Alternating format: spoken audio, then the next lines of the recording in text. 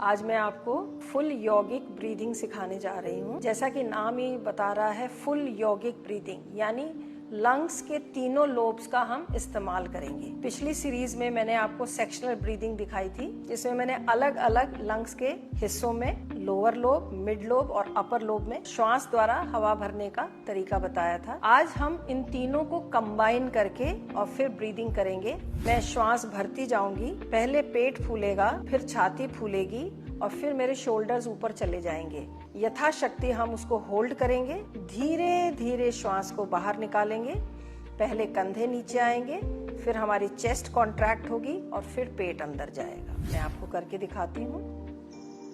जैसे जैसे मैं श्वास ले रही हूँ, देखिए मेरा पेट फूल रहा है। अब मेरी चेस्ट एक्सपैंड हो रही है और धीरे धीरे मेरे कंधे भी ऊपर जा रहे हैं, यानी मेरे लंग्स के तीनों लोब्स में हवा भर चुकी है। अब मैंने यथाशक्ति उसको होल्ड किया है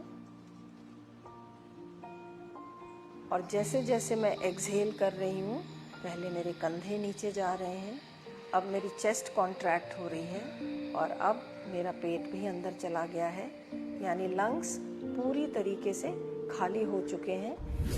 ये थी फुल यौगिक ब्रीदिंग, जिसमें आपने अपने लंग्स का 100% इस्तेमाल किया।